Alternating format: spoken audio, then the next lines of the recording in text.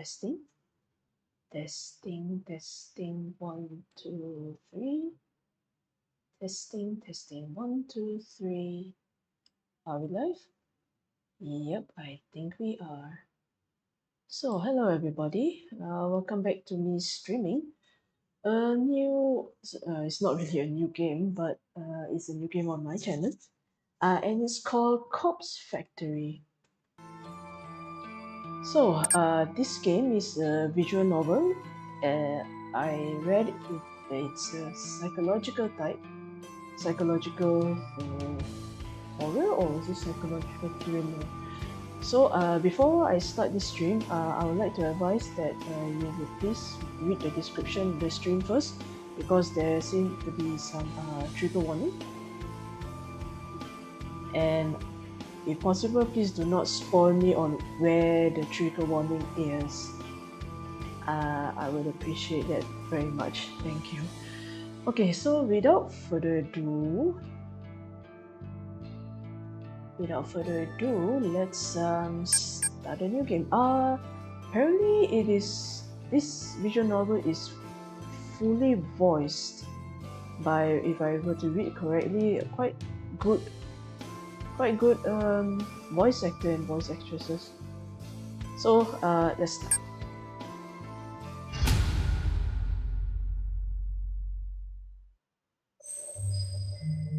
Prologue.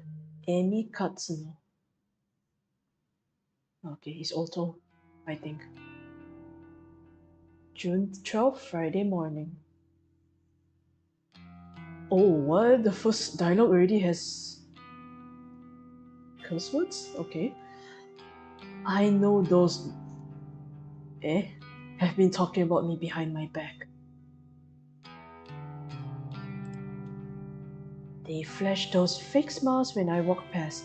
They wave half-heartedly and say things like, "Oh, hi, Amy," or "You're the only one brave enough to pull off that look." They're all two-faced, lying holes. I hate each and every one of them. Wonder which one's Amy? Amano, Sachiko, Kurosawa. Just look at them. Everything about them is fake. Fake lips, fake nails, fake smiles, fake personalities. Look, I'll be the first to admit that I'm a fake too. But even I know I'm not as bad as them. I'm not horrible to every person I meet. Just the ones I don't like. Ugh, it's not fair that I have to work with them. I just wanted a part-time job, something breezy and casual. How was I supposed to know these delinquents would obsess over tormenting me? Oh? Amano is unbearable, but probably the least terrible of the three. She's a year younger than me and acts like she's some famous pop idol. Okay, this is Amano. But she's a dropout, just like me, working in this dead-end part-time job just so her parents don't kick her out of their house. She spends the evening singing at underground bars and hanging out with shady talent agents who swear they can promote her and make her the next big pop star. She gets taken advantage of time and time again, but never seems to learn her lesson. I don't know if she's just stupid or if she really thinks she's on the right track to becoming famous. Sachiko is the kind of straight-laced girl you see at every school, studying her ass off to learn her parents' approval. Oops. Why is this highlighted? Not sure. The type of girl that always has the best grades, but never really has any friends. She's the kind of girl that graduates, then the reality of the real world knocks her on her, and she realizes she actually has no clue what she's doing, just like the rest of us. So, she settles for the first crappy job she can find, and then suddenly it's 3 years later and she's still slaving away for whole managers just to make ends meet. Instead of being humbled by her station in life, Sachiko decides to take her anger out on everyone around her. I've even seen her slap customers out of frustration. What? And they still keep her in the job? Rumor has it that she strangled our boss on one occasion. What? Apparently he's too afraid to fire her now. I don't blame him. I'm afraid of her too. What? Oh, we really need to keep an eye on her. Sachiko, right? Yeah. And then there's Kurosawa. I could write an entire blog on all the things I hate about her. She's pretty, but she's very aware of it. She seems to have a new sugar daddy every few weeks, some poor old fool that she strings along and milks dry. She must be nearing 30, but all her friends are still in senior high school. It's more than a little weird. They hang out around the train station, bullying homeless people and shoplifting from the convenience store. I'm pretty certain that she's done time once or twice. Oh. Kurosawa is just an all-around terrible person. She makes Amano and Sachiko look like saints in comparison. Honestly, I couldn't ask for a worse group of coworkers. Finally, there's me. Who's me? Oh, the prologue. Emi Katsuno, university dropout, part-time cashier, and up to my ears in debt. I live in a small apartment in a bad neighborhood just to keep my head above water. My apartment building is filled with deadbeats, loan sharks, junkies, perverts, you name it. By some miracle, I managed to snatch up the best apartment in the worst building. Although the place is nice, the rent is questionably low. I'm fully expecting the landlord to wander in one day and demand more money or murder me. I'm constantly worried about money, worried about my safety, worried about what the hell I'm supposed to be doing with my life. As if that wasn't bad enough, I have to work 4 days a week with the 3 worst girls I've ever met in my life. 4 days a week only? Most of us work 5. And you're already complaining. Today is no different from any other day. Amano greets me at the back door, her disgustingly puffy and pouty lips pulled back in a half snarl, half smile. I can smell the sickly sweet scent of too much lip gloss from 10 feet away. Oh, hi, Emmy. You're late again, you know. Eek. Yeah, sorry. Just let me past. I'll go clock in. Oh, this is us. Not bad. I like the black bow tie. Bow tie. What am I saying? Bow. Whatever. Kurosawa wants to see you. Can you, just go see her? Fine. Amano walks off. I look around for Kurosawa. The stale stench of cigarette smoke eventually overwhelms the lingering scent of lip gloss in the air and leads me to her location. You wanted me? Oh, already so untidy, can you really attract customers with this? Or they just don't care? Katsuno, I need you to process a big refund. Don't mess it up, okay? It's for a regular customer. Big refund? Okay, I can do that. What am I refunding? Is the sound too low by any chance? Is the sound too low by any chance? I think I just increase a little bit over here and a little bit on my part too. Okay, let's continue. There's a bunch of shirts on the counter. Just ring them up and refund them for cash. You can leave the money in the envelope under the register.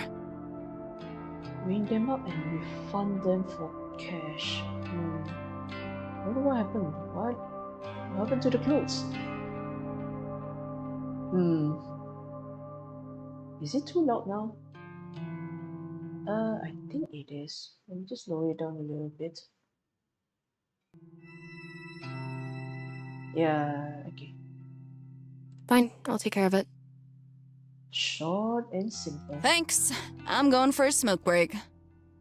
Is it time? Is your lunch break time though? Oh, I decide to clock in before processing the refund. I won't be paid for this shift if the company doesn't know I came into work.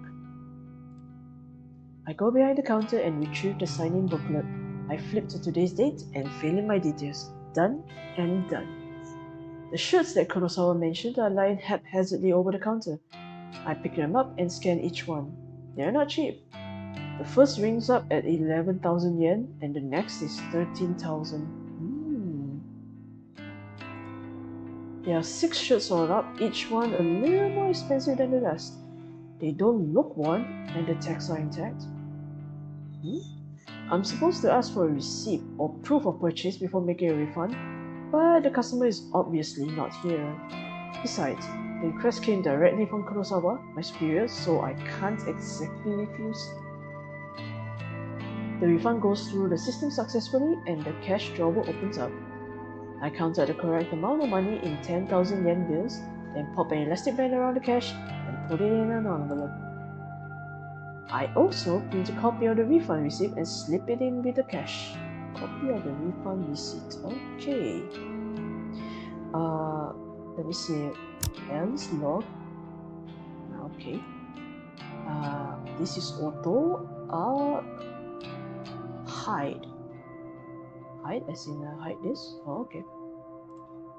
Job done. I slide the envelope back under the register and lean against the counter. Surveying the store, I can see that there aren't any customers around. It's still early in the morning after all. We don't usually get much business until around lunchtime. I see. Yeah, that's where the shop is. Where people have lunch breaks. I hop around the register for a while, biting my nails and staring at the clock to pass time. Kurosawa eventually returns from the smoke break. Half an hour must have passed by now. Who does she think she is? You finished that refund? Yeah, I did it just like you said. Okay. She rummages around underneath the cash registers and pulls out the envelope stuffed with cash. Her fingers flick through it quickly, counting each note, and she nods as though satisfied. Good work, Katsuno. I'll pass this on to the customer next time they come in. No problem. Anyway, I'll take over the cash register for a while. You want to go tidy up stock? Yeah, okay. Simple conversation. Simple working environment, I see. I'm not too bothered if Kurosawa wants to take over my register duties. It's boring standing around.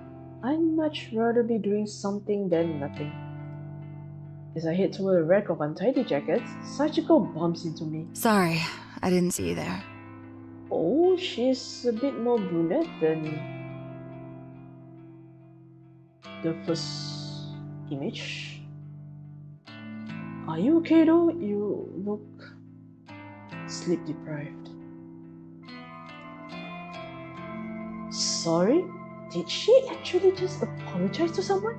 Sachiko, the customer abuser. That's fine. You okay? I haven't been sleeping real well. I'm just tired, that's all. Well, get some rest, I guess. Thanks. Look, while I've got you here, I know I haven't really been easy to get along with lately. I've got my own personal issues, but that's no reason to take it out on you and the other girls. I can't believe what I'm hearing here. Sachiko has had a change of heart? So I'm resigning as of today. I don't deserve this job. I wanted to apologize and make sure there's no bad blood between us. Oh, no wonder. But why though? Sachiko. I don't know what to say. I never expected this from you. Yeah. If you're resigning, do you have another job lined up? Yes, this is important before you resign. Find another job first and make sure you get accepted before resigning your previous job. That's just my opinion. But if you want financial stability, then best to do that. Again, it's my own opinion. No, not yet, but I need to work on myself first. I have a lot to think about. Also, yeah, mental health is also important. True.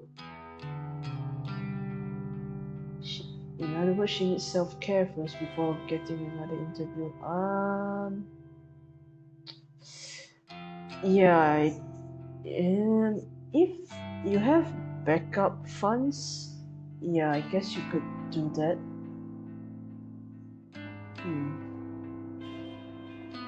But still, it's best to make sure you secure a job first before resigning. But in this case, it's quite difficult to say.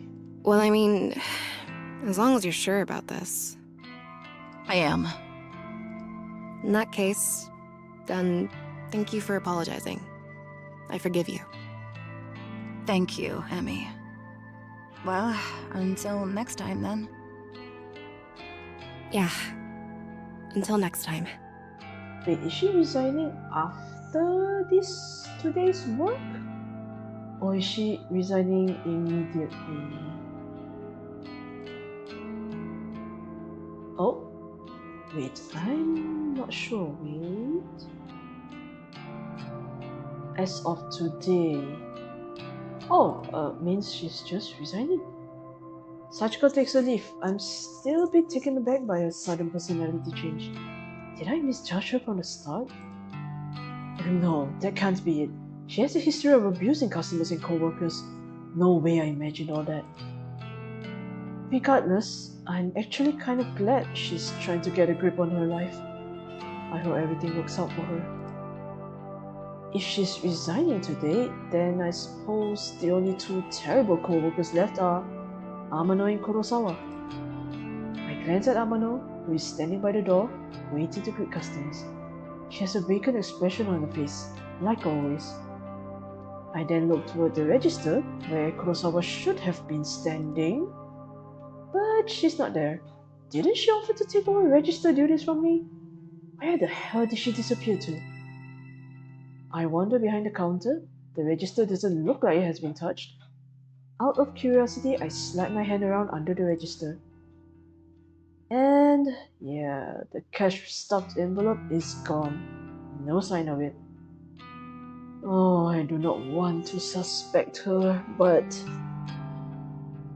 maybe she went to see the No, she did say she's waiting for the customer to come back in. Then she...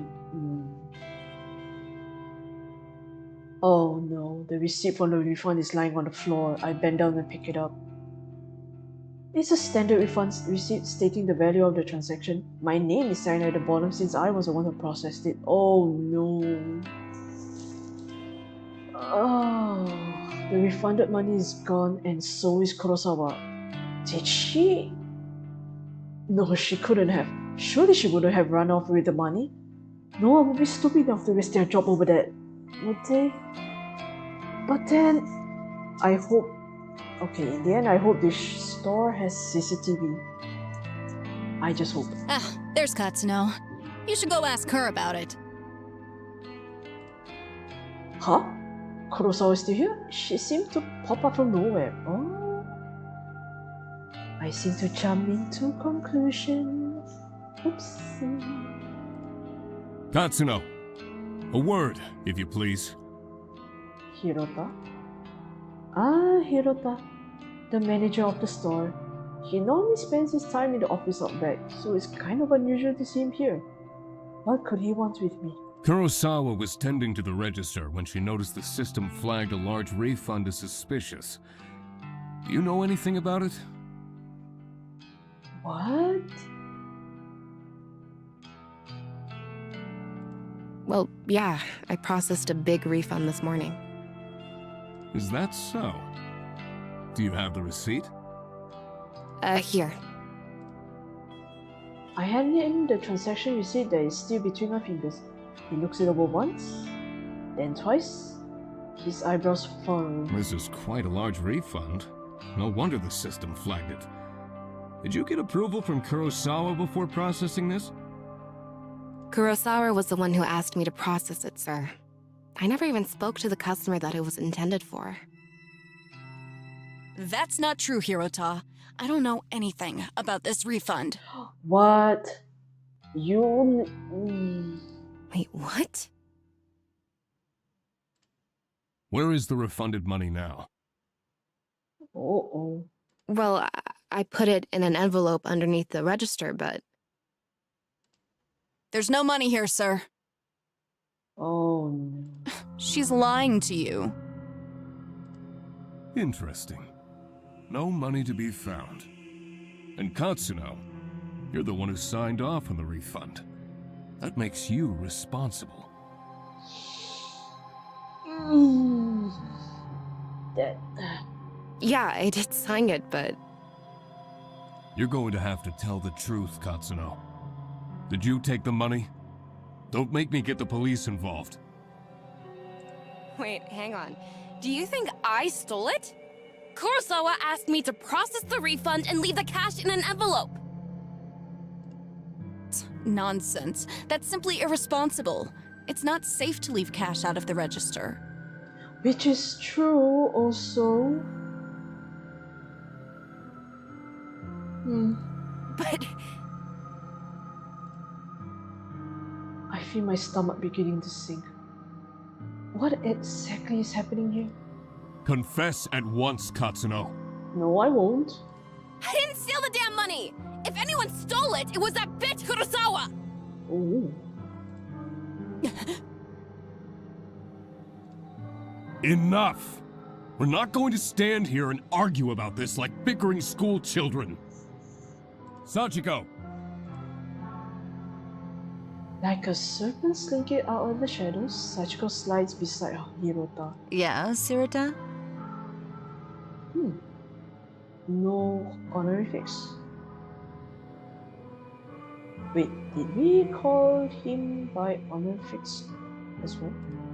Did you witness Katsuno take an envelope of cash from the register? Why say my name and not Kurosawa? Oh, yes, sir. Just this morning. She acted like she was processing a refund, then pocketed the cash. I meant to bring it to your attention sooner, but... What? Oh, nope. They really are.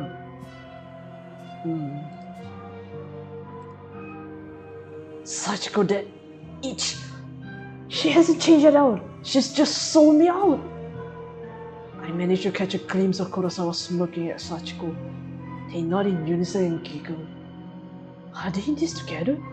Are they throwing me under the bus just so they can steal some cash? I can't believe it. I'm so freaking angry. There you have it. A witness to your crime. Kurosawa, if you would kindly call the police. Yes, sir. Wait just a minute! There really is no CCTV. I scream louder than intended, but my blood is boiling and I can barely control myself. I didn't steal any money. Why don't you check the security cameras, huh? You'll see that I'm innocent. Ah, so there is CCTV. Okay. Oh, you know those cameras haven't worked in months, right? I suppose nowadays they're mostly just for show. Oh. Of course, if Hirota really wants me to, I could go double check just to be sure. Though, I think that would just be a waste of time. No, do not let Kurosawa go. Hirota, you need to go on your own. At least there are 4 suspects, including that Amano girl. Thank you, but that won't be necessary, Kurosawa. And you are a lazy dude. Kurosawa's eyes narrow as she gazes at me wickedly. Amano, please show everybody what you found. You got it, boss. Now what? I didn't even realize Amano was part of this discussion. She's leering at me disgustingly and slapping an envelope against her open palm. Found this wad of cash in Katsuno's locker out back. What? Including you are panicking. We really didn't like those three. And this is what happened. I can feel the blood drain from my face. I haven't even been out the back today. Are they all in this against me? Did they plant evidence to get me in trouble? You're lying! I haven't even had time to go out back today! I mean, what do you want me to say? You think the cash just appeared out of nowhere? It would seem all the evidence is against you, Katsuno.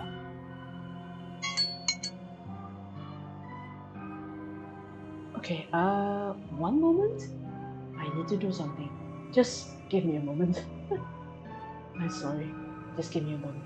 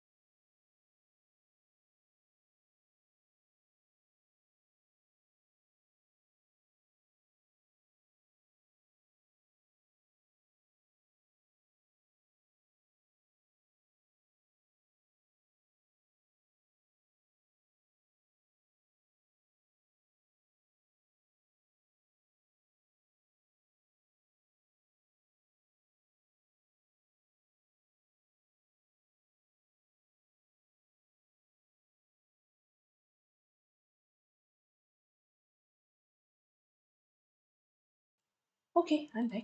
I'm back. Let's continue. Okay.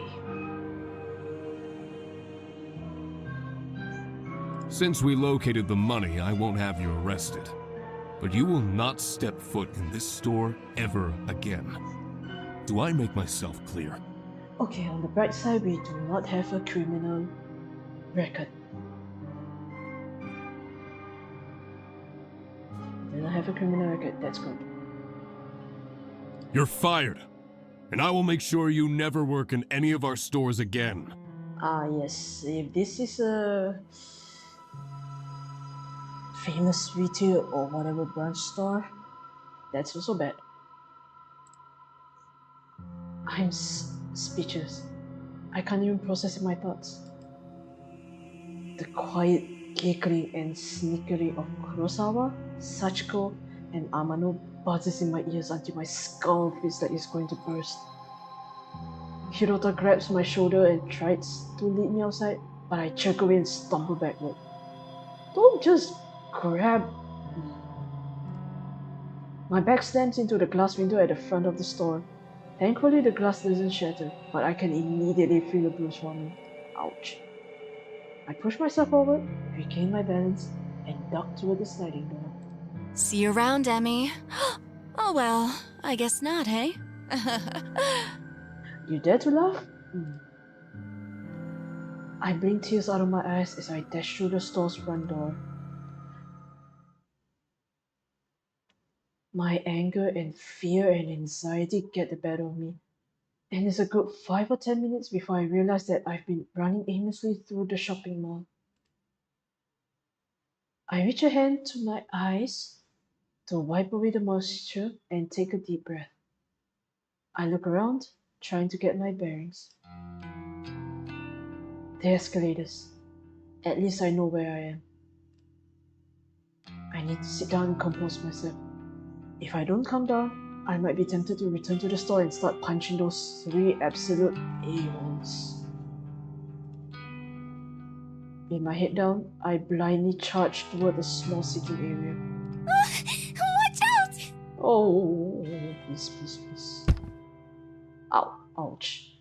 I collide headfirst with somebody in front of me. Without thinking, I scream out in anger. Watch where you're going! Sorry. Wait, this girl. I know her from somewhere. Katsuno? Is that you? Huh? I know you. Have we met? Yes, of course.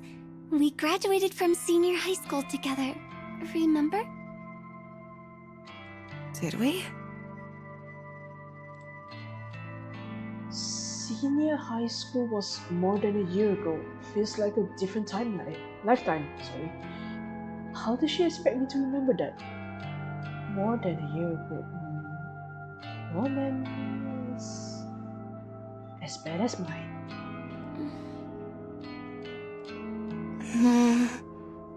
Maybe. Yeah, you're Sato, right? Aoi Sato? Oh, okay, never mind. At least your memory's better than me when it comes to remembering faces. That's me. You do remember. Well, kinda. Sorry. I've had a crappy day. I just got fired, so I'm not thinking straight. You got fired. I'm really sorry.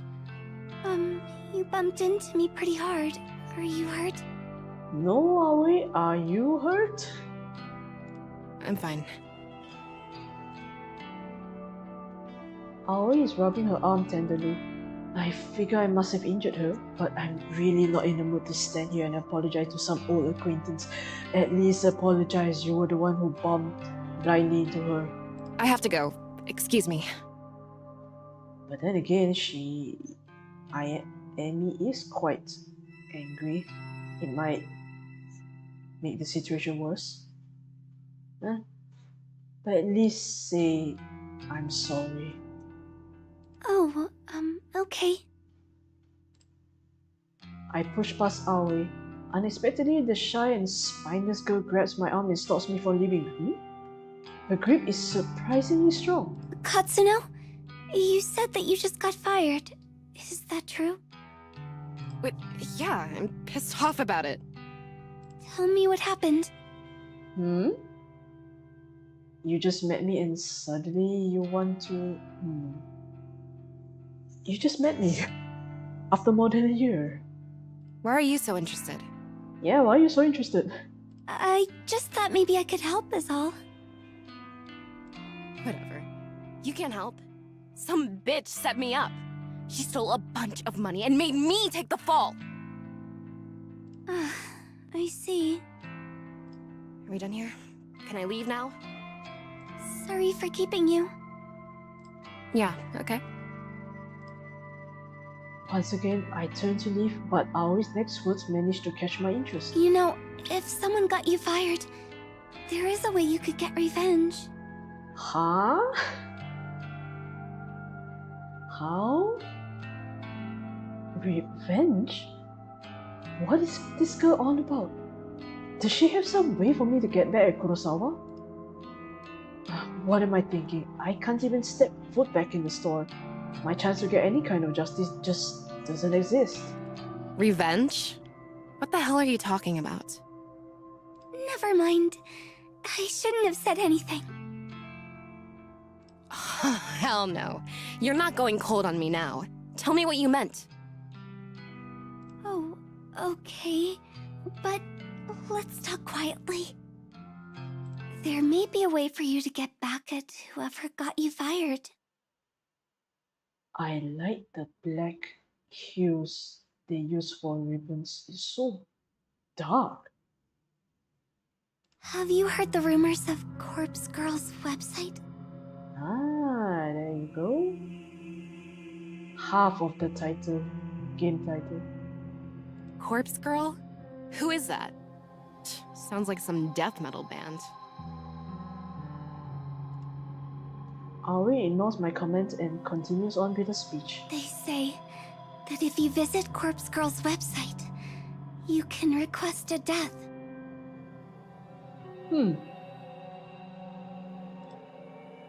Request a death? What is this girl ranting about? Hang on, start over. I'm completely lost. It's actually straightforward, but yeah. It's so what would you say? Out of left field? Aoi frowns, a look of annoyance on her face. Say somebody wrongs you and you want to get revenge on them. Is it like a hitman website? Go on. Yes, go on. Rumors state that you can visit Corpse Girl's website and fill out a form in order to request a specific person's death.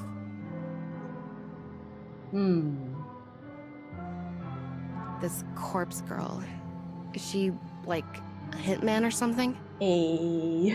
But then it's obvious. No one knows the truth. All I know is that her victims always receive a photo of their own corpse before they die.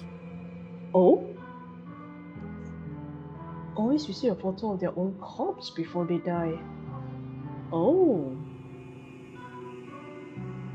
Are there paranormal things at play here? How is that possible? I don't know. I've been wanting to use the website for some time. There's somebody that I'd be happier without. But I'm not brave enough to go through with it. Still, I want to know if the rumors are true. If you use the website, you could tell me if it works or not. You want me to be another scapegoat? You want me to be a scapegoat? Again. No, it's not a scapegoat, it's more towards a guinea pig. This whole thing sounds sketchy. Risky. Are the police gonna come get me if I go on this website? If they can discover your IP address, maybe? I've got no idea. Well, thanks, I guess. Aoi doesn't make a further attempt to stop me when I turn on my heel and walk away. I don't know what to make of her suggestion. Can such a website even exist? The ability to request a death just sounds so unbelievable. And yet, you're curious, aren't you? I find myself unable to get the possibilities out of my mind as I make my way toward the train station. Corpse Girl, a website tailored for revenge. I could dub in Kurosawa, Sachiko, Amano. If I could remain anonymous, then no matter what happens, whatever fate befalls those girls, it couldn't be traced back to me. I start to wonder if ordering the deaths of a few girls simply because they got me fired is a little extreme. Although they're not exactly saints, they're closer to human garbage more than anything else. They've always been hostile towards me. I'd probably be doing the world a favor if I had them all killed. If they screwed me over without a second thought, who knows what they might do to their next unsuspecting victim. Oh, why are you becoming a vigilante? Yeah, killing all three of them is the right thing to do. Removing them from the planet will prevent them from hurting anyone else. My heart begins to race. Oh, so bright. The trip to my apartment is boring. The train carriage is nearly empty, save for a few junior high school boys and a couple of women in business attire. I had a few seats all to myself, so I sprawled out and checked my phone for messages. When I feel confident that no one in the carriage is watching me, I decide to search for Scott's Girls website on my phone. Is it really that easy though? I don't exactly know how easy it will be to find. Maybe I should have asked Aoi for the address. Well, a quick search shouldn't be too hard. I begin to type. Corpse Girls website. 1 moment.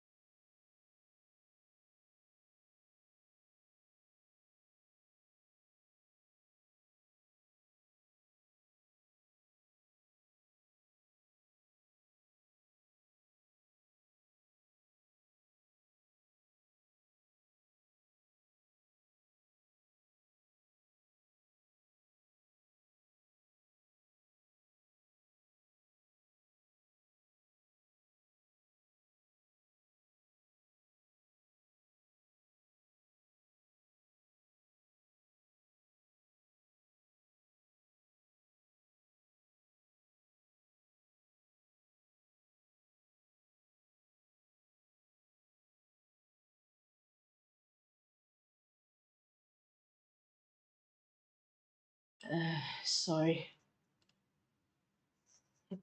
Okay, let's continue then.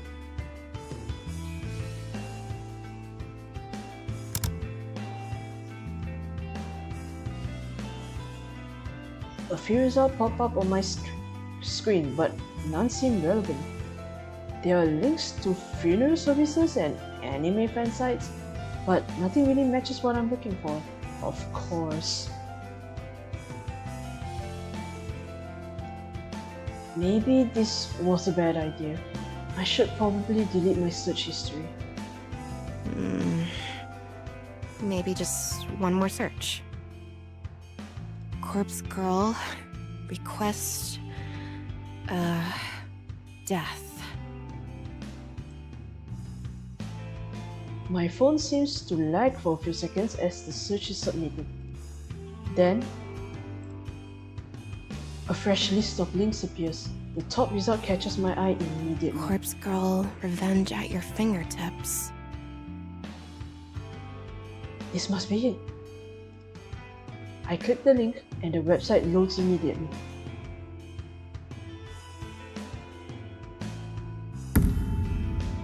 Ooh. request a death. Fill out your victim's information and upload a photo of them. Your victim will receive a photo of their own corpse shortly before they die. Watch out, don't be an idiot and most probably enter your name. The website is simple. There's a freaky little dancing girl at the top of the screen who looks too happy to belong on such a site. The whole site is really basic. A small blurb of text offers instructions. Request a death. Fill out your victim's information and upload a photo of them. Your victim will receive a photo of their own corpse shortly before they die. Watch out. Don't be an idiot and enter your own information or you will be cursed. Ah, there you are. That's the last one. Last paragraph. What the hell? Is this site actually for real? For real, for real. I start to wonder if I should go through with this. There's very little useful information on the site. Well, what else would you want? I mean, it does say request to death, but come on. Is someone actually going to go out and kill the person I choose? And how on earth can someone receive a photo of their own corpse before they're actually dead? That just doesn't make any sense. Oh. My heart suddenly skips a beat and I nearly drop my phone when it buzzes at me. Thank God. It's just a text message. An unknown number. That's never a good thing. Wait a minute. There's a photo attachment. Who would be sending me a photo from an unknown number? My curiosity gets the better of me and I open the message.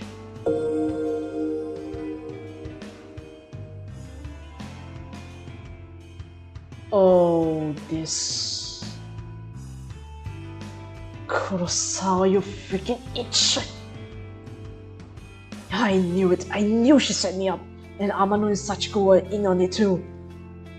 They made me process a fake refund to cash out of the register so that my name will be on the transaction. And all for what? A bit of cash they have to split 3 ways? Kurosawa, I'll kill you! I'll kill you! Oh, voice, you're in a public transportation. A few of the junior high school boys nearly look at me with worried expressions, but I just don't give a damn. I'm angry. I'm furious. Kurosawa is going to pay.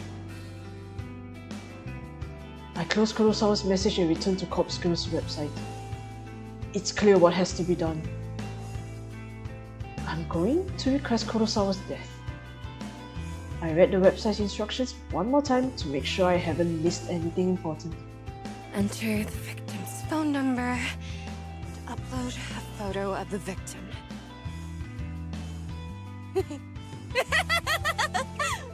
Oh, straight up evil laugh. I can't believe it. Kurosawa just signed her own death sentence. She sent me a photo of herself and her phone number was included in with the message.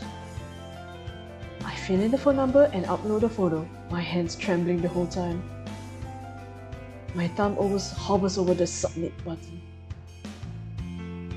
I feel a chill down my spine. My face turns pale and I immediately feel cold and clammy. Is Kurosawa really going to die if I use this website? Or is this all a sick hoax? I run through the possible outcomes in my head. First possibility, nothing happens and Kurosawa is none the wiser. Second possibility, Kurosawa gets pranked by whoever is running this website. Maybe the administrator gets a kick from tormenting people. Kurosawa might just receive some spam text or something like that. Third possibility, Kurosawa dies. She gets murdered or some elaborate scheme is concocted to make her die accidentally. My lips curl into a frenzied smile. I like the third possibility the most.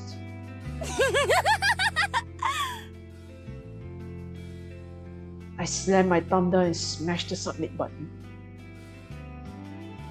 Prepare for the end, Kurosawa.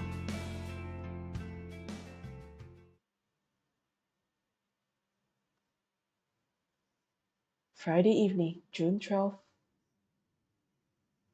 When I get home, I can barely contain my nervousness. Where have you gone all afternoon? I'm shaking as I open the door to my apartment.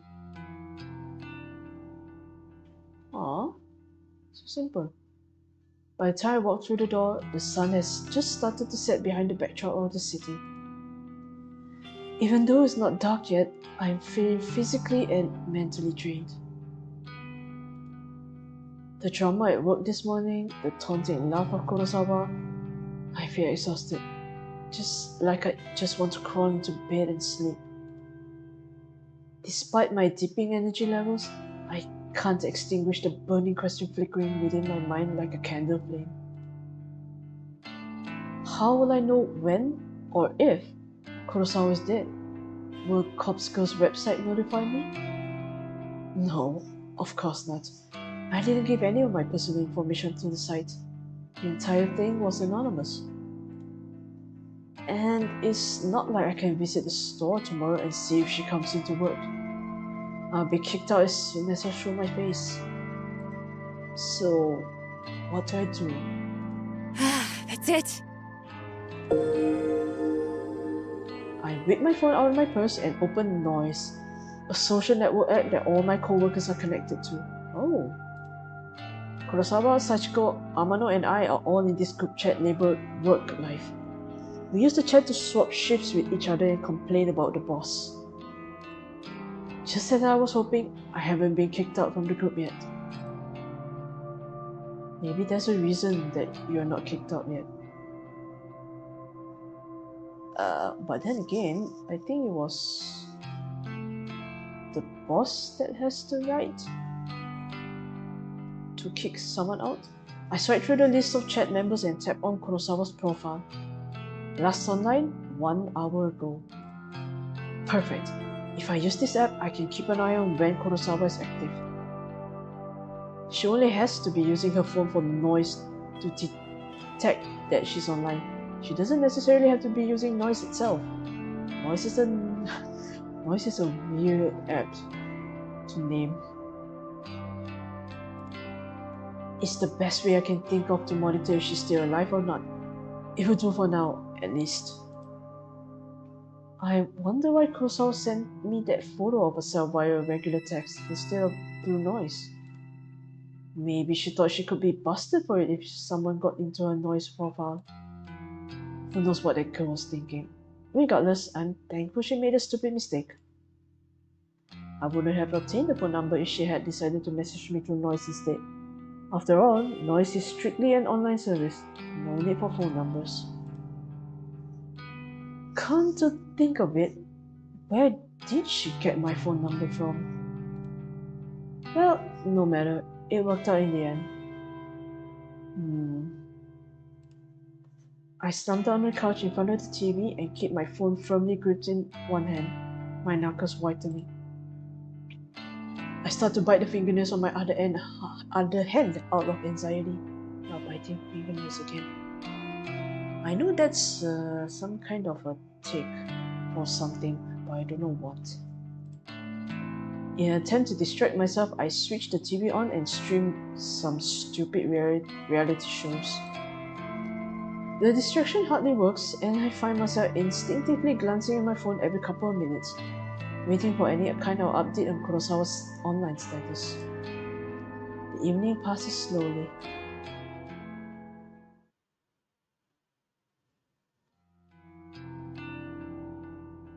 June 13th, Saturday morning. Next day. Sunlight streams through the open curtains and I startle. Did I fall asleep on the couch? I wipe my mouth with my sleeve, cleaning off a trickle of drool from my chin. I think that means you lack water. But... what do I know? My phone is still in one hand and I quickly check it. I tap the fingerprint smeared screen, but it's not responding. The battery died. I must have fallen asleep and left the screen on all night. I race toward my charger and plug it in, anxiously waiting for just enough energy to turn the phone screen back on. After what seemed like an eternity, the phone comes to life. I catch a glimpse of the clock as I swipe the lock screen away. 6:34 a.m. Wait, that's early. I open up noise as soon as I can and flick through to Kurosawa's profile. Huh? This profile is private. You are not connected to this person. Damn it! She blocked me! I frantically navigate the group chat only to find that I've been kicked out. Damn it! Damn it! Well, you can watch through the news. You know? What can I do now? I've got no way of knowing whether Kurosawa is still alive. I slam my phone down in frustration and it vibrates in retaliation. Huh? Another text message. I blink a couple of times. Who would be texting me at this hour? It might be Kurosawa again, trying to rub my face in her victory. Well, if that's the case, at least I would know that she's still alive. I hesitantly pick my phone up again and open the message. There's no text, just a photo attachment.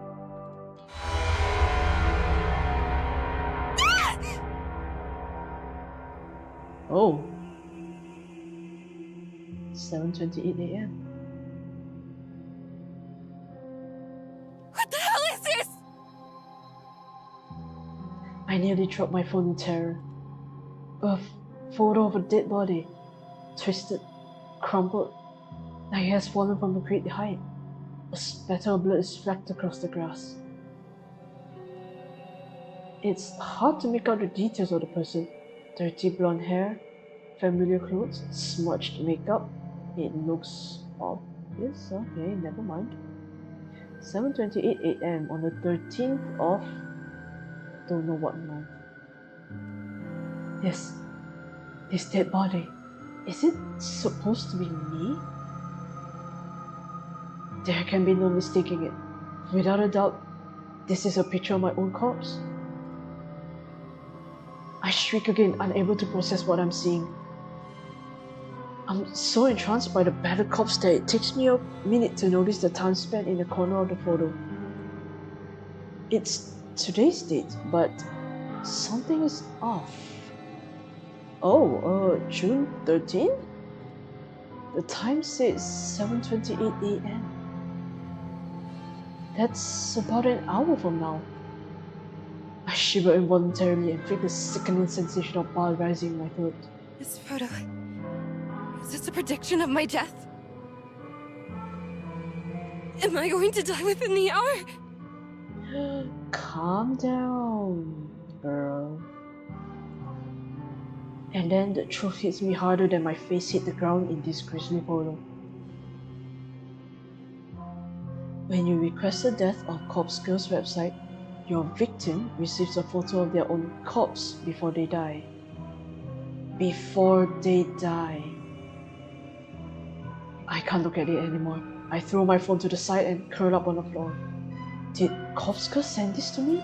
And how did somebody get a photo of my corpse? A photo that is seemingly from the future?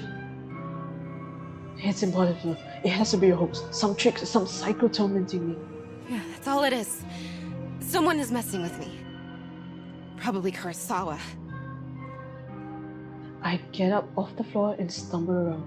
I'm kind of lightheaded and unbalanced, and my stomach feels crazy, ready to launch its contents through my throat at any second. I blindly reach around for my phone and finally grasp it with near frozen fingers.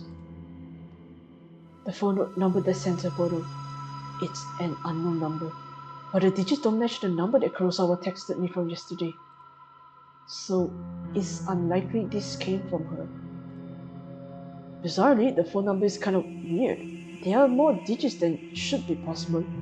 I try to count them, but stumble a few times in confusion.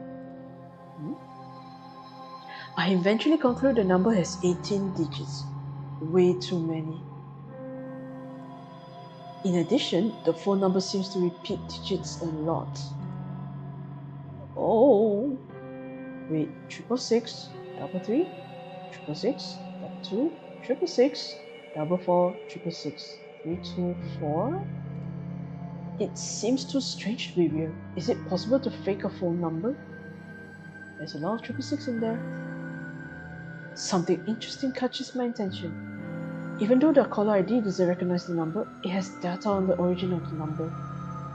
Tokyo, Japan, my very own city. Oh. Perhaps the sender of the photo can mask their number, but can't hide their location.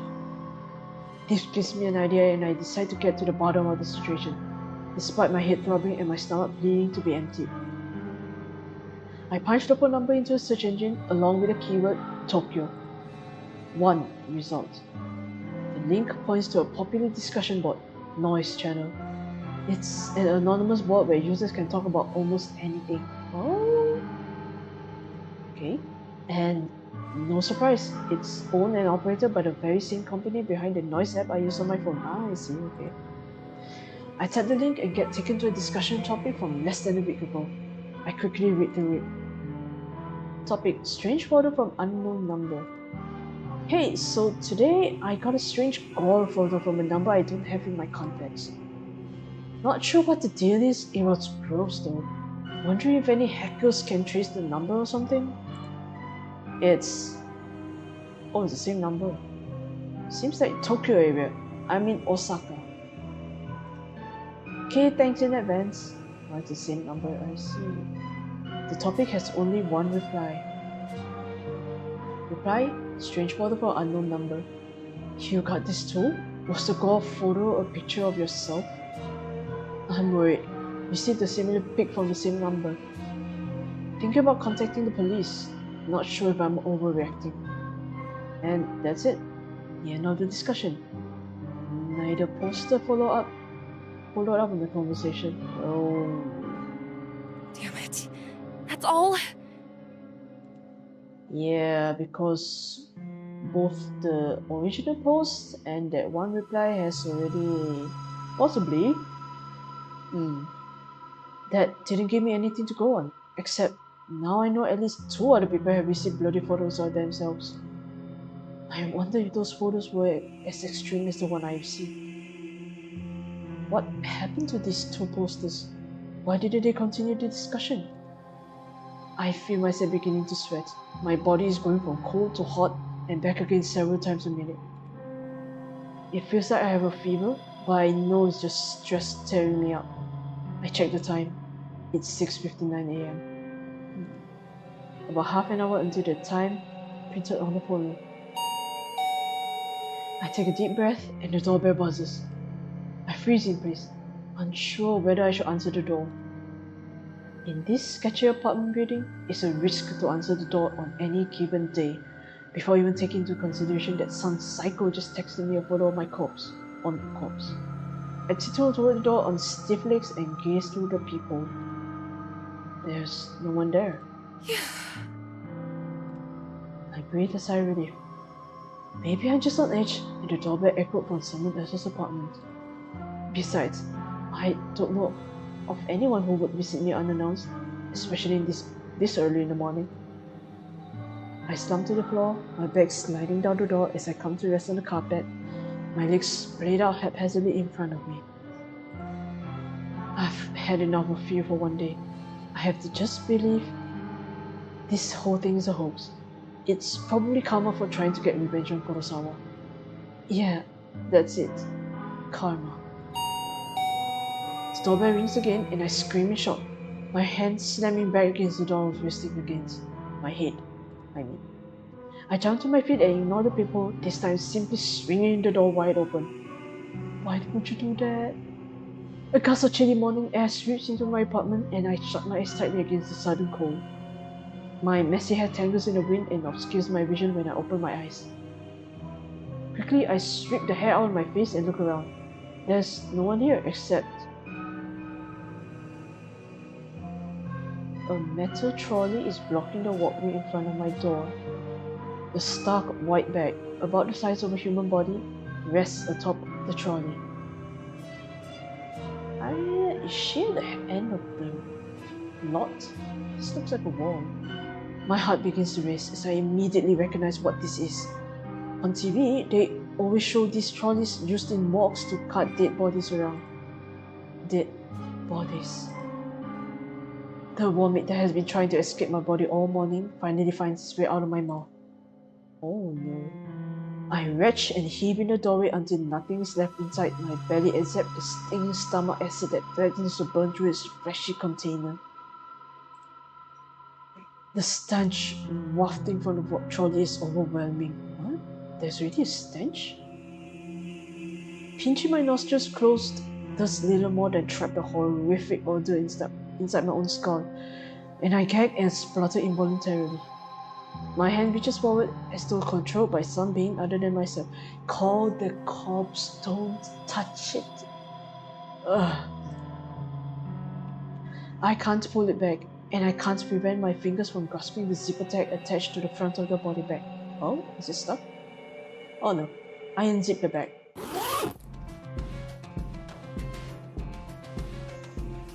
And there I am, a wretched corpse exposed to the day's first rays of sunlight.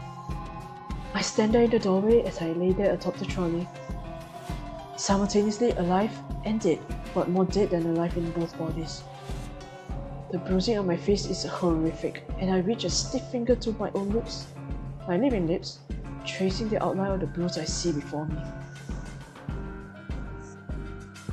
There's no pain where the bruise should be, and I breathe a sigh of relief, for why would there be any pain if I'm already dead? To feel pain would be absurd, and then I would really have to start worrying. I wonder how I died. Did I fall from a great height? Did somebody hit me with a car? Or did I collapse from some internal reason, perhaps from organ failure or some undiagnosed sickness? Maybe I didn't die and the corpse in front of me is alive, living and breathing just as I do while standing in front of myself. She's going mad.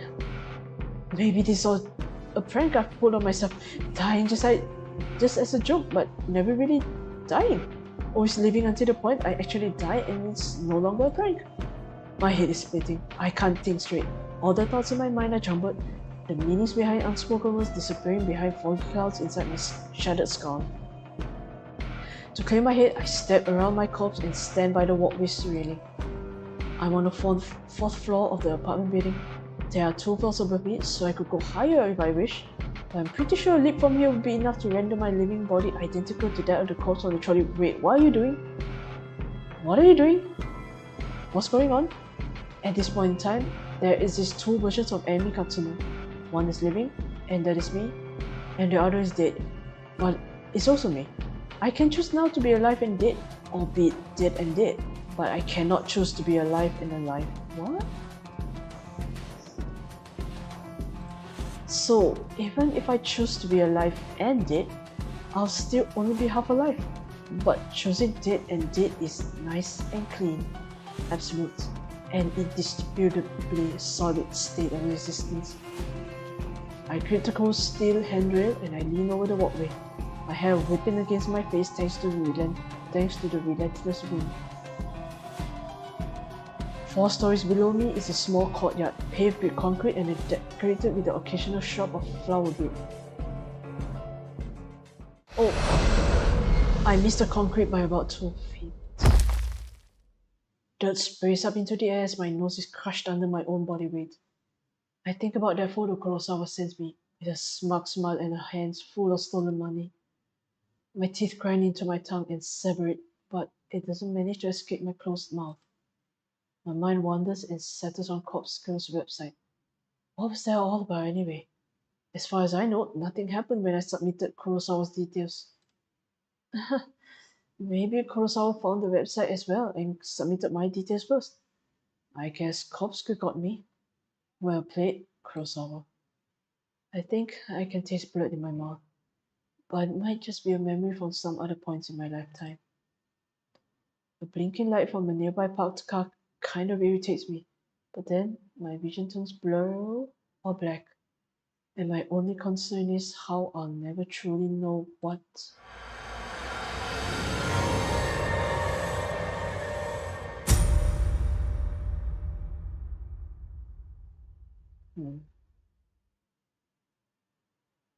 The prologue. So what happened to Kurosawa? Oh, there you are. Act 1. Noriko Kurosawa. 3 weeks earlier.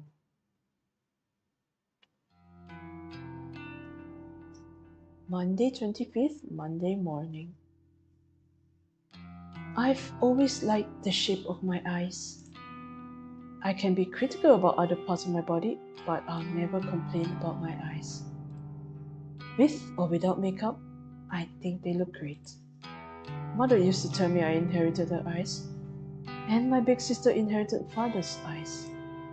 To be honest, I don't see any of father's feature in myself or my sister, but I do agree that my eyes are exact replicas of mother's.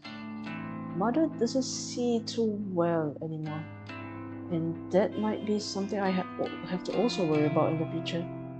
But for now, my eyes are perfect and I couldn't be happier with them. I wear eyeshadow and eyeliner to bring out my best features. Some people tell me I use too much makeup, that I tend to overdo it and make myself look intimidating. Well, I don't really care. I mostly like the way I look, and honestly, how many people can claim the same? Today's morning ritual is the same as any other workday. I'm a slave to the wage, and I'm not proud of it. Call me a corporate sellout, but I can't survive without money. My alarm goes off at 6 a.m. The shower is running by 6:05, and I am dry and dressed by 6:15. I skip breakfast because I'm watching my figure, and spend until 6:30 a.m. working on my makeup. I'm out of my cramped shoebox apartment by 6:45 a.m.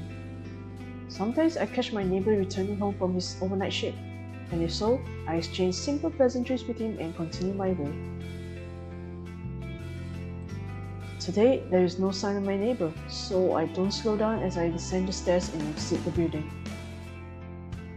Hitting the convenience store for a can of coffee saps another few minutes from each day. I prefer sweet milk coffees, but every now and then I'm in the mood for a rich black coffee. Regardless, I never start the day without it. I don't always need the energy boost, but it helps stop my stomach growling. It's a milk coffee kind of day, so I pay for my favorite brand and get out of the store in no time. Canned coffee dives into my handbag as I continue on my way. The train station is always busy in the morning, and it's usually a struggle to navigate my way to the correct platform in time for the 7:12 a.m. train. Today is no different. However, I always make it in time, because my routine has been perfected over the last few months.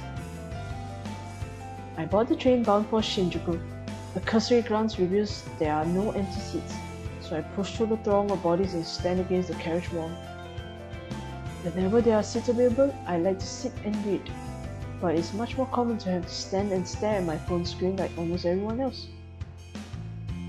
When I do read, I read the classics: Stoker, Lovecraft, Poe. Horror, Western horror at that, is my favorite genre. And of course, faithful translations into Japanese are as good as it gets. My English isn't nearly strong enough to read these novels in the original language. If I'm stuck staring at my phone screen, I like to stalk people online, acquaintances, or the few friends I have lead such boring lives. They post about the most mundane topics all day, every day, acting like they're shriveled up and die unless they get the attention they seek. I find their dull, tedious lives simply fascinating. From behind the safety of a glass veil, I can fulfill my voyeuristic fetishes and consume as much pointless information as I desire. Knowing every mundane tidbit of people's daily lives turns me on. This morning is the same as any other. I stared out at the phone held in my frail hand. My fingers move of their own accord, scrolling and tapping against the backlit display, pausing, pondering, pouncing on any post or picture that my pupils haven't yet consumed. Standing in the train carriage, packed to the gills with people, I can't help but feel my face getting flushed and my steamy breath escaping my lips. Oh, it really turns you on. I digest post after post, photo after photo, memorizing the comings and goings of every single person on my noise activity feed. I catch my breath, getting heavier, my gaps becoming short and sharp. Ray went to the dentist yesterday for a root canal. Mizuno shared some photos from her international vacation. Kawahara objects to owning pets and thinks all animals should be free. My cheeks glow crimson. My chest begins rising and falling quickly. I clutch the collar of my shirt, knuckles whitening, knees shaking. A few people in the carriage start to move away from me, but I barely notice them. It's that obvious, huh? My fingers keep scrolling and I hit the jackpot. A new post from a co-worker at my office. Tomoe Watanabe. She's a gal girl, the type with a heavy fake tan, bleached blonde hair, and questionable clothes. I hate her, but I love her post. This morning's update reads, Mama, 53 minutes ago. Just found this Cops Girl website. Such fake bull. Waiting to meet a bitch to try it on. Don't just discovered Cops Girl's website, huh? I feel a slight squeal trying to escape from my throat as my legs threaten to buckle underneath me. I can't take the excitement anymore, and I have to force my phone from my bag and bury it at the bottom of my handbag. Deep breaths, Noriko. Deep breaths. I need to calm down and control myself. Composure is key. I close my eyes and let the cool breath of air whistle through my slightly parted lips. Feeling a little calmer and no longer ready to explode, I analyze the information I just read. Tomoe wants to try out Cops Girl's website. That's good. That's very, very good. Rumor has it that you can visit the website and request the death of somebody you know. How and if the victim dies isn't known to the public. Because of that, some people are pretty quick to dismiss the site as a hoax.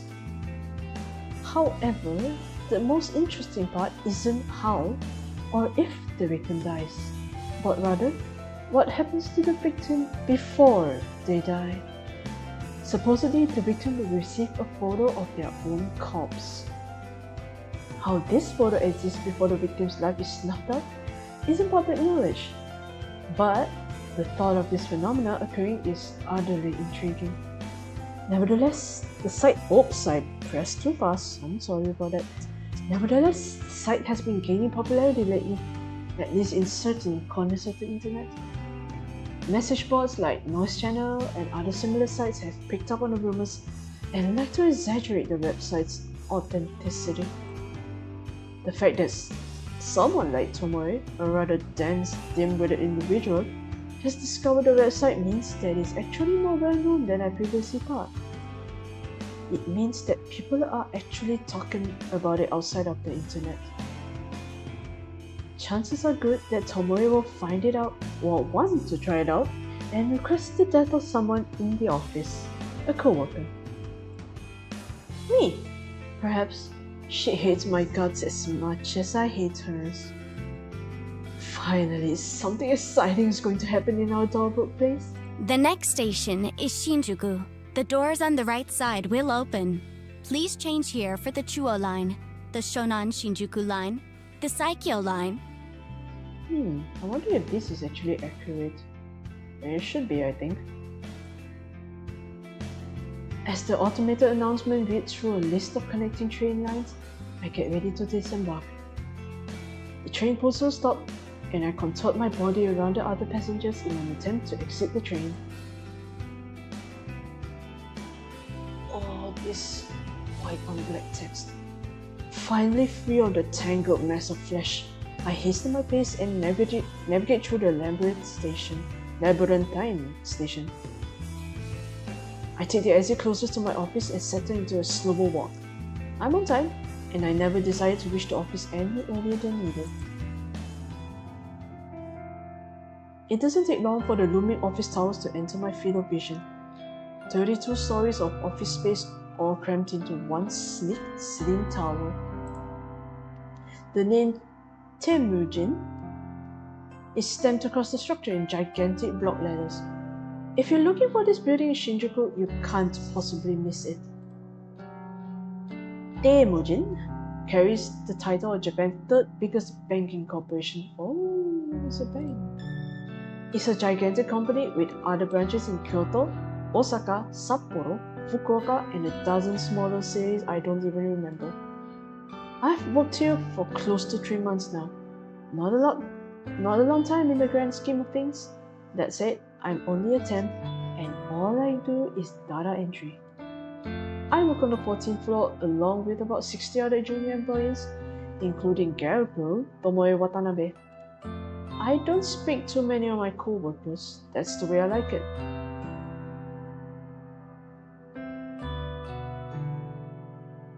When I reach the building, I enter through the giant double sliding doors and find myself in the familiar lobby. Comfortable couches line the walls, encircling a reception desk. 4 large elevators are tucked away in a nook behind the reception desk. It's already busy this morning, though to be fair, this place is packed all the time. I avoid the crowds of sharply dressed business people, feeling a little out of place in my semi-formal shirt and skirt. Ducking into a newly opened elevator, I tap my employee ID card to the backlit panel and press the button for my floor. The doors close, and the elevators begin its smooth ascent. I'm surprised to find that I'm the only one traveling up. I reach my floor and listen to the soothing chime as the doors open, revealing the open layout office before me. The static drone of workspace noise fills my ears. Conversation, ringing phones, fingers tapping against keyboards, photocopiers. Even the steady, low hum of the air conditioner contributes to the overall din. I make my way to my desk, stationed in the middle of the floor and surrounded by a dozen other identical desks. As I walked, somebody tapped me on the shoulder gently. Good morning, Kurosawa. Oh. Shinya Fujikawa, my senior, though he's really only a couple of months older than me. He's worked here for a whole year after taking an internship straight out of senior high school. He's not an intern anymore, though I'm not quite sure of his job title. Morning, Fujikawa. Oh, this is nautical. How was your commute this morning? Fine, same as usual. That's good to hear. Did you read any of your novels? He's referring to the horror books I like to read. I can tell from his tone that he doesn't exactly approve of the subject matter. I've known Shinya since junior high. We go way back, but I wouldn't exactly call us friends. However, he's the one that landed me this job, even though it's just a temporary contract. I've always had the feeling that he's a bit sweet on me. I could be way off the mark though. Well, I couldn't get a seat on the train today. Too hard to read while standing. Ah, that's a shame. You, still haven't accepted my, friend request, did you know? What friend request? I have to fight my urge to roll my eyes.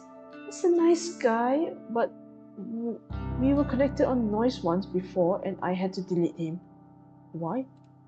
He is super obsessed with his father's detective work, and all he ever posts about is his assumptions and theories on petty crime cases. Oh, the father's a detective, I see. Normally, I'd find anyone on my friend list fascinating, but here's the thing. Shinya never posts about his personal life. All he writes are long-winded rants on boring cases. It's far beyond the amount of dullness even I can stand. I fish my phone out of my handbag and pretend that I'm looking at Noise. Oh, how about that? Looks like I don't have any incoming friend requests. I quickly dip my phone back into my bag. How peculiar. Well, I'll try and nudge again later. Persistent, aren't we? Sure, no problem. Aw. Well, anyway, I better get to it. Work hard today, okay? Yep. Ganbarimasu. You got it. Shinya offers a formal bow and goes on his way. Before I can take a step toward my desk, a mocking voice whispers in my ear. Ugh. How long are you gonna lead on sweet little Shinya? Ooh. I shiver and find Tomoe Watanabe lurking right behind me, buzzing around my neck like an irritating mosquito. That poor boy really has the hots for you. When are you gonna tell him you're a cold-hearted psycho?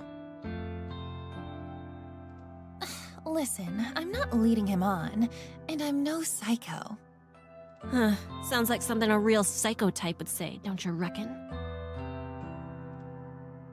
Of course, this is none other than Gal Girl Tomoe, the very same brain-dead moron who posted this morning about wanting to try Corpse Girl's website. She is the kind of person that likes to stir up trouble and instigate conflict. She's had her vacant eyes on me since the day I first stepped foot in the office. She loves to torment me any chance she gets. Maybe I rubbed her the wrong way somehow, though I'm not sure what I ever did to her. Even though she's a data entry attempt like me, she's worked here just a little longer than I have. Unfortunately, that means I have to defer to her as my superior in this professional environment. Why am I sounding like her? She knows as much and likes to take advantage of the fact as often as possible. Power harassment? Maybe I'm just reading into things. It's funny, you know. You don't look like the type of skank to lead on a goody-goody like Shinya. Type the scam. Oh. I told you, I'm not leading him on. Well, if you're not interested, maybe I'll take him out this weekend and tongue him at the cinema. Oh, straight up? Gross. Do what you want, but I doubt he's into someone with your, looks. Ouch. Oh yeah? What would you know? You think he likes your flat chest, little Miss Gothic Lolita? Oh. Okay. Is that type, huh? I know I should shrug off comments such as this, and normally I would. But backing down for Tomoe isn't something I can do easily. I'll give you a tip. Guys like Shinya are smart, clever. If you want to impress him, don't let him know your head is as full of air as your inflatable breasts. A flash of crimson lights up Tomoe's face and she looks ready to lash out at me. A group of coworkers, juniors like us, look over to us in concern. Tomoe takes a step back from me, but not before signaling a rude gesture with her fingers. We ain't done here, Noriko. Watch your back. I'm trembling. Tomoe walks away and I breathe a sigh of relief. If it wasn't for having to deal with her, I wouldn't dread coming to work every day. Anyway, I wonder when she's planning to test out Corpse Girl's website. Will she try it on me since we just fought? I'm not really sure if I should be excited or scared. Either way, it would definitely be fun to find out what happens if she does try the website. I finally reach my desk and take note of the time. I was supposed to start working 5 minutes ago, so I quickly logged into my computer and checked today's task list. It's all standard stuff today. I need to transfer a few tables or numbers from a spreadsheet into our company's online database. When I'm done, I have to run by it by a few other people and then commit the changes to the server. The work is dull and repetitive, but my salary isn't bad. On the plus side, I get to wear headphones and listen to music while I work. Oh, nice. But is it loud too? Well, judging from her tone, I guess it is. I dip into my handbag and retrieve my headphones, my phone, a can of milk coffee, and a handful of breath mints. I lay them all out on my desk neatly. I slip my headphones on, plug them into my phone, and hit play on my work playlist. Loud symphonic metal lovingly crashes my ears as I crack open a can of coffee and take a long sip. Okay, let's get started.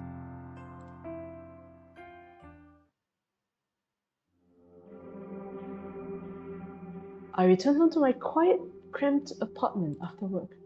The place is eerily silent, a stark contrast to the bustling office where I spent my days.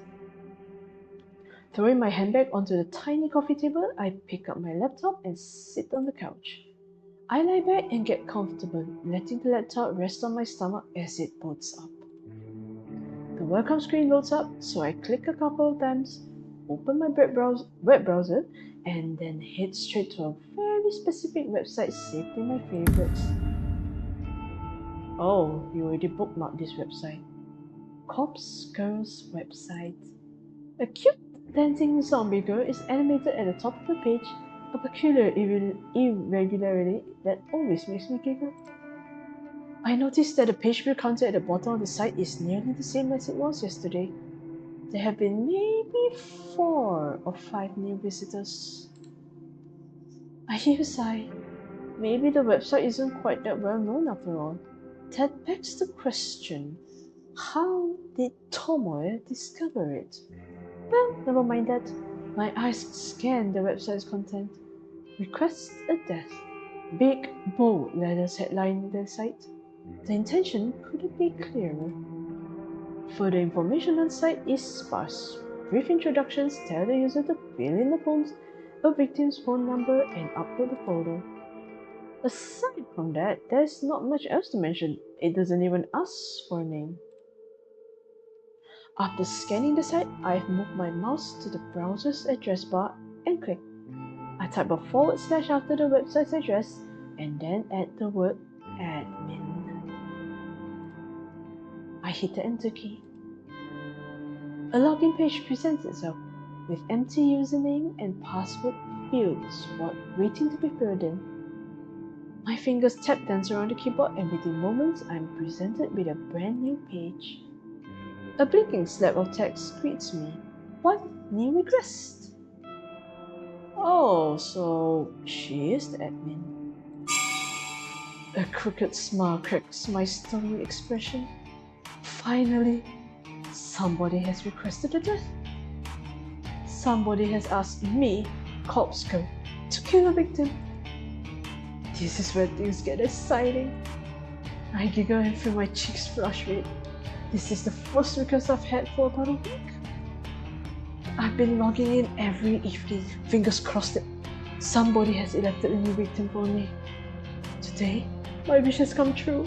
I can't help but feel emotional at a time like this. My lower lip trembles and I feel tears welling up. I tap the corners of my eye gently to avoid smudging my makeup. As I hover my mouse cursor over the real request button, a familiar and pleasant tingling sensation surges in my chest, my stomach, my thighs. I shiver with anticipation, my hot and steamy breath beginning to fog up the laptop screen. Oh. I click the button. Request details. Today, 2:47 PM local time. Victim's phone. Downloading image attachment. Oh, a victim's photo automatically loads on my screen. The person in front of me is a total stranger, but that's okay. It doesn't change the task set out before me. A woman, rather plain, in her early 30s. She's well dressed, with minimal makeup, and she's not really putting her personality on display. It's a nice photo, better quality than some of the images I've received in the past. In fact, the photo looks like a corporate ID picture. I wonder if it was downloaded from a company database or website. Well, the source of the photo doesn't matter. The simple fact of the matter is that somebody has made a request for this person to die. It falls on me to fulfill that request, and as Corpse Girl, I take requests very, very seriously. I have the victim's photo and I have her phone number. All I need now is to select a way for her to meet her untimely demise. I've previously thought about including an extra field on my website, an option for the user to choose the way they want their victim to die. After all, it would reduce the amount of strain on my creativity if the method was decided for me. But after careful consideration, I decided against it. Some people are sick, twisted. The cause of death could be far beyond my means and impossible to achieve. Therefore, allowing the user to define the cause of death just isn't feasible. Instead, I'll stick to my current modus operandi. Everything depends on the quality of the victim's photo. If it's detailed and the victim's features are easily distinguishable, then I can be rather creative with the cause of death. Perhaps the victim's face suffers grotesque burns, or she has an iron stake thrust through her skull. However, if the victim's photo is low quality and doesn't provide enough detail to identify the subject, I have to resort to the default cause of death. A terrible, unlucky fall from a great height. Oh. Maybe she slips. Or maybe someone stumbles into her and sends her tumbling over the rail. The end result will be the same. A swift, crushing death from high on high. The victim will end up face down in the concrete, completely unrecognizable, save for her clothes and accessories. It's not my favorite cause of death, but in some cases it is necessary. Regardless, it is still a valid way to fulfill the request. For now, it's time to get started. I can barely contain my excitement. I squirm against the couch, crossing and uncrossing my legs in a vain attempt to dissipate the heat rising through my body. Taking a deep breath, I try to calm my nerves and get to work. The victim will receive a photo of her own corpse, timestamped with the date of her death. It's Corpse Girl's signature move, my calling card, if you will. Seeing an image of one's own disfigured corpse is sure to strike fear into one's heart. And that's precisely the reason I take this step, to make the victim panic and act rationally. First things first, I save the victim's photo to my laptop's hard drive. I store it in a folder discreetly named System Files, hidden away in the root directory of my operating system, a password-encrypted directory, of course. Next, I open up my favorite image editing software and load the photo. Looking carefully at the detail in the picture, I can see that this will be a work of art.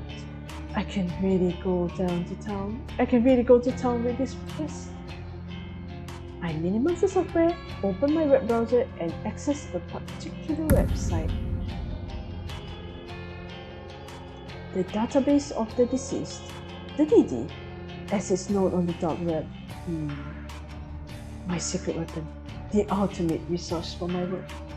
The DD is a collection of countless high-resolution photographs of dead bodies, murder victims, crime scenes, sites. If somebody has died, one way or another, chances are good that some perverted individual has captured the moment in all its gory glory. Such valuable images are essential to my work. Using these photos as a base, I can edit my victim's details into the picture. My process is simple. I start by locating the perfect corpse photo. I search the database, and in less than 2 minutes, I discovered a disgustingly detailed photo of a woman with her entrails spilling from her stomach. Oh. Her face is blue, having suffocated before even having a chance to bleed to death. Oops.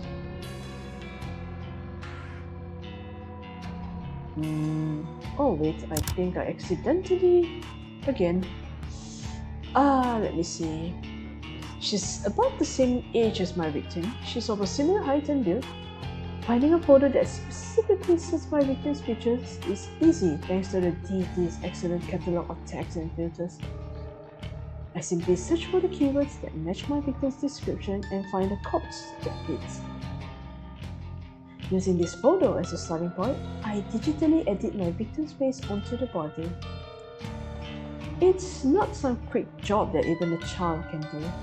It's a painstakingly crafted work of art that will fool even the keenest eye. An hour passes, then 2, then 3. Before I know it, midnight has come and gone. But the work is nearing completion. All that remains is to add the final touches. I'd like to add specific, distinguishable details to the image. A personal item or accessory, clothes, makeup, you name it, I can edit it in. With personal details added, I adjust the lighting and color palette, just slightly, enough to make the photo truly unique. If the victim decides to reverse image search the photo and discovers that it's a forgery, all my work would be for naught. And with that, the masterpiece is complete. A grisly, gruesome, gratuitously gory gift for the soon-to-be departed. The victim will receive this photo of a corpse that is, after all intents and purposes, a perfect replica of her own physical form. She will open the image on her phone, and the life she once knew will crumble to pieces. My lips curl into a satisfied smirk. During my hours of work, my breathing eventually steadied. My excited nerves settled into a zen-like calm. But seeing the finished art piece now, I begin to feel my heart pounding once more. The macabre version before me is exhilarating. Adrenaline and dopamine surge throughout my body, giving me a sudden head rush of bliss. To say that I'm attracted to the sight of blood and guts would be misleading. No, I'm not into that at all. The excitement stems from the thought of taking control of somebody else's life, dictating their future, controlling their fate. For with the creation of this image, I have taken the victim's life into my own hands, like a puppet master pulling the strings of a marionette. By forging this convincing creation, I will compel the victim to take her own life. Oh? That's right. My own hands need not become stained. The hands of corpse girl have never been dirty with the blood of a victim. This is the true nature of my work. Carefully crafting corpse photos in such a way that to convince the victim that their fate is already sealed, and no matter what they do, they cannot escape the death that awaits them. And the date stamped on the photo is the icing on the cake, the ultimate driving force behind the victim choosing to end their own life. A date so near in the future, a time that has not yet occurred, a fiber of uncertainty carefully interwoven in the image that causes the victim to pause and consider the possibilities. Is this photo from the future? Is this truly my fate? How can I outrun a future that has been pre-decided? These are the thoughts that run through a victim's mind. Despair and dread blur the senses. Overwhelming anxiety gives way to calm acceptance. This is my dead body. This is how I die. Why should I fight it? And when the victim's last vestige of resistance gently breaks, like a silk spiderweb being torn by a cold breeze, they finally give in. They invite their end. This is the way it will go down for this woman, this complete and total stranger. I'm confident, certain, convinced. Oh my goodness.